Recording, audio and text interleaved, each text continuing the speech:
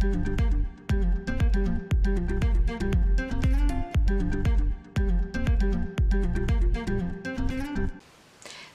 tout le monde et bienvenue. Je suis heureuse de vous retrouver aujourd'hui dans cette nouvelle vidéo. Et dans cette vidéo, je vais vous présenter ma palle du pack. Alors, qu'est-ce qu'une palle? Une palle, c'est une pile à lire. Ce sont tous les livres que l'on accumule au fil des achats, que l'on a l'intention de lire, et que l'on empile dans un coin, et on se dit un jour on va lire cette pile. Et le pack, c'est le Pumpkin Autumn Challenge, qui se déroule du 1er septembre au 30 novembre, et qui est organisé depuis quelques années tous les ans par Guimauze de la chaîne Le Terrier de Guimauze. Son blog aussi, je crois qu'il s'appelle comme ça. De toute façon, je vous mettrai dans le petit i, je sais plus de quel côté il est, la vidéo qui explique le challenge de cette année et l'article qui résume les menus. Et donc Guimauze nous propose de lire un certain nombre de livres et de voir un certain nombre de films en fonction de différents menus qu'elle concocte. Cette année on a 3 menus avec 4 catégories et dans chaque catégorie elle nous propose une suite de mots-clés pour nous permettre de choisir un livre qui correspondra le mieux possible à la catégorie qu'elle a choisie. J'ai mes petites anti-sèches et sans plus tarder on va commencer avec le premier menu. Le premier menu c'est Automne frissonnant et la première catégorie de ce menu c'est Je suis Médée, vieux crocodile. Je vais pas vous lire la liste de mots parce que c'est disponible sur le blog de Guimauze. Et je pense que je vous ferai un insert au fur et à mesure que les menus passent avec les noms des menus et les mots qui vont avec. Dans cette catégorie, je vais lire Providence, écrit et illustré par Alan Moore et Jason Burrows aux éditions Panini Comics. Donc là c'est le volume intégral. Providence c'est une série de comics qui a été éditée par Panini Comics et qui retrace de façon graphique les romans de Lovecraft. En tout cas qui en sont très fortement inspirés. Et donc c'est un livre qui est pour un public averti parce qu'il y a des scènes, je dirais, dérangeantes, mais enfin bon, quand on lit du Lovecraft, on a déjà eu affaire à ce genre de scène. Et donc voilà. C'est un livre qui m'a été offert l'année dernière par un de mes collègues.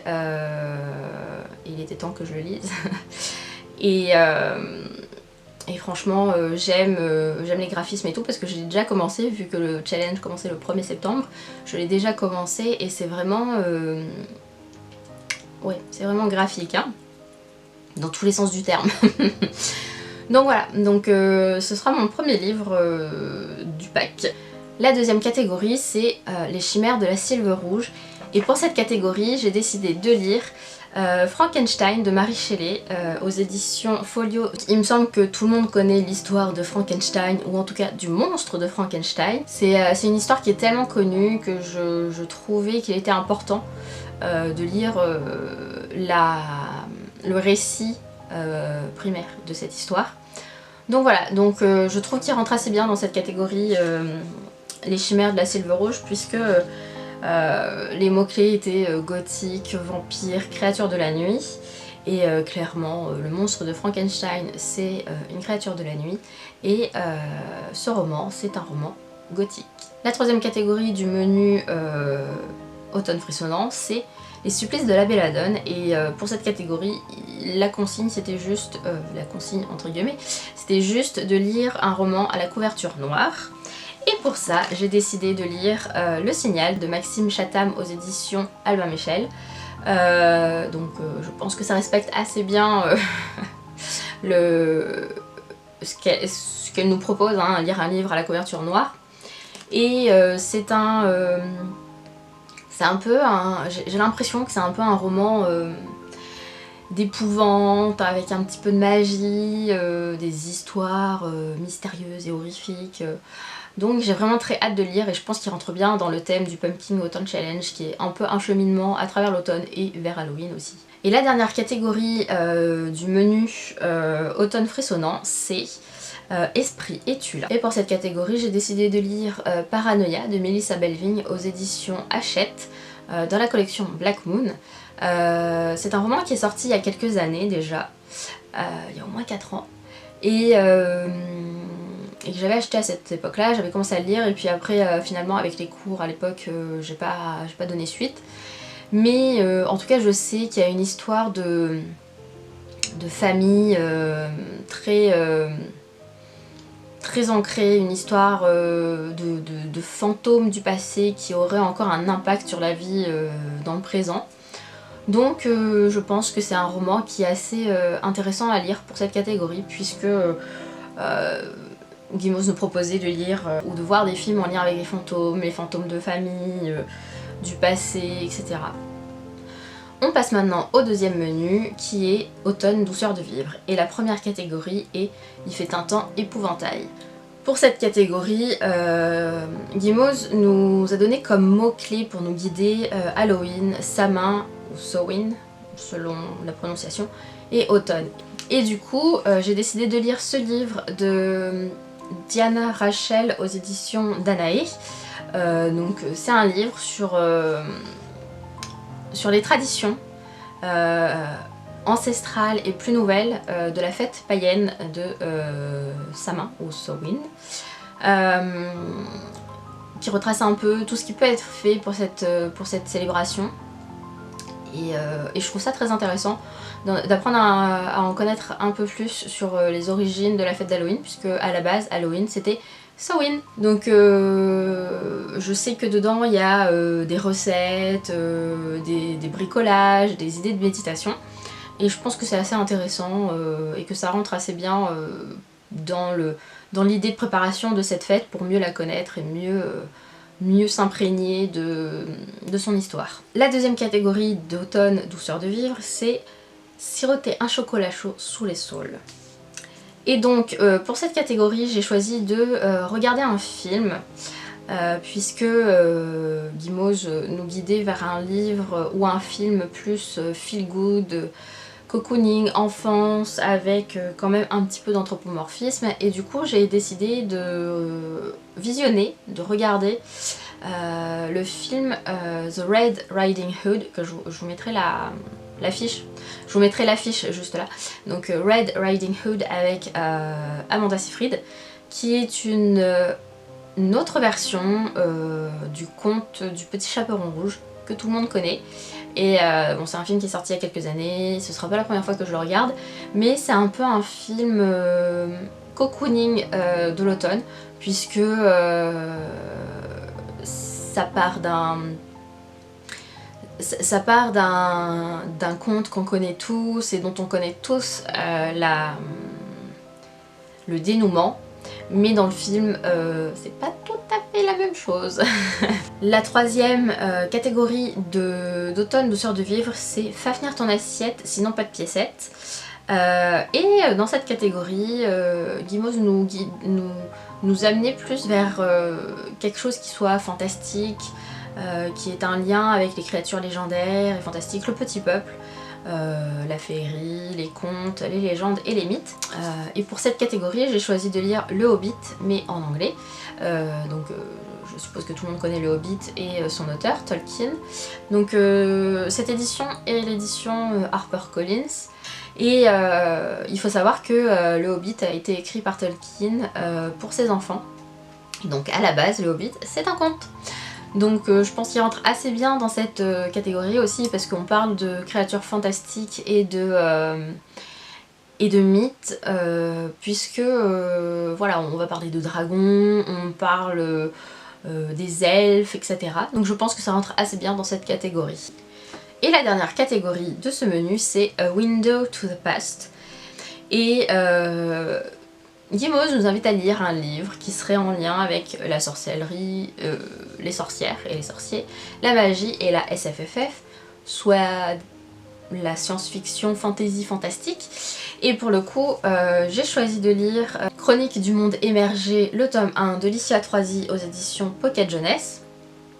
Et je pense que ça rentre dans la fantasy, puisque on se retrouve dans un autre monde avec une jeune femme qui est différente des autres et qui va avoir des choix à faire, et c'est un peu comme une quête. C'est très Je trouve que ça convient bien parce que j'imagine, je ne sais pas, hein, j'imagine qu'il va y avoir un peu de magie. Le troisième et dernier menu du Pumpkin Autumn Challenge de cette année, c'est Automne des Enchanteresses. Et la première catégorie, c'est les rêves d'Aurore. Et Guimauve disait dans sa vidéo que dans cette catégorie, elle voulait nous pousser à lire ou à voir des films en lien avec la cause LGBTQI+, et ou le militantisme. Et c'est pour ça que j'ai choisi de lire Cette fille, c'était mon frère de Julie Anne Peters aux éditions Milan. C'est un livre que j'ai depuis quelques années.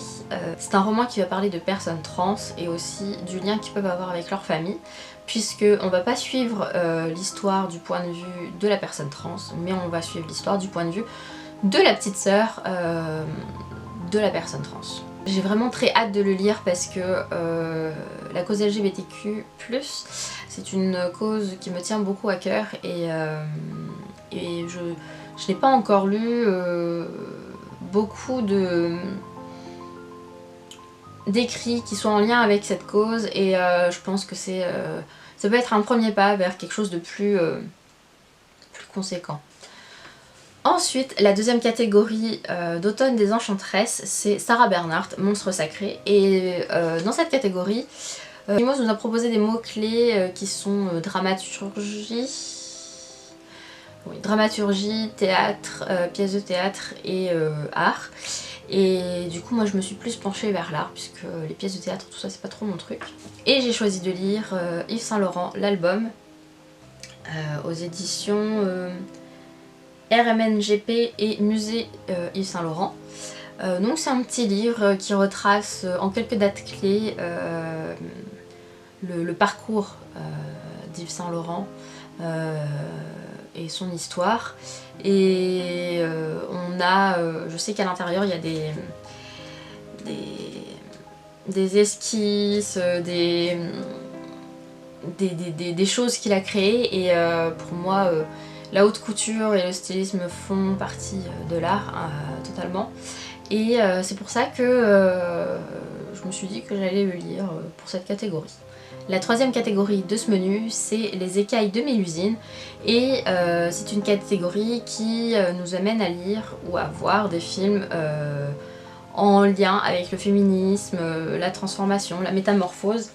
Et comme l'année dernière, parce que l'année dernière j'avais aussi essayé de participer au pack mais j'avais pas été jusqu'au bout, mais comme l'année dernière je me suis dit que j'allais lire Sorcière de Mona Chollet aux éditions Zone dans cette catégorie, puisque c'est un essai sur la condition de la femme et sur la place que devrait avoir le féminisme et la femme dans la société actuelle.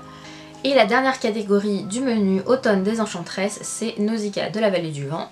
Dans cette catégorie, Guimauve nous a proposé comme mots-clés écologie, nature writing, nature et post-apocalyptique. Je me suis dit que j'allais regarder un film, mais je ne sais pas encore lequel choisir. J'ai plusieurs idées. Donc la première c'est Je suis une légende avec Will Smith. La deuxième c'est World War Z avec Brad Pitt. Et la dernière c'est Resident Evil avec Milla Jovovich. Et dans ces trois on retrouve une société post-apocalyptique, ou en tout cas le début d'une société post-apocalyptique. C'est possible aussi que je regarde les trois puisque le post-apocalyptique avec des zombies et tout ça, ça me... J'aime beaucoup. J'aime bien tout ce qui est un peu gore et tout ça donc... Voilà qui conclut ma vidéo, j'espère qu'elle vous aura plu. On se retrouvera à peu près à la moitié du challenge pour faire un bilan de mi-challenge pour voir où j'en suis, combien de livres j'ai lu et si je compte finir entièrement le challenge. Et on se retrouvera aussi à la fin du challenge pour faire un bilan définitif des lectures que j'aurais faites ou des films que j'aurais vus. Vous pouvez me retrouver sur Instagram, Twitter et Facebook et sur le blog. Je vous mets tous les liens dans la barre d'infos juste en dessous. N'hésitez pas à vous abonner à la chaîne et à activer la cloche des notifications pour ne rater aucune vidéo. Sur ce, moi je vous souhaite une bonne journée, une bonne soirée ou une bonne nuit et je vous dis à très bientôt. Salut!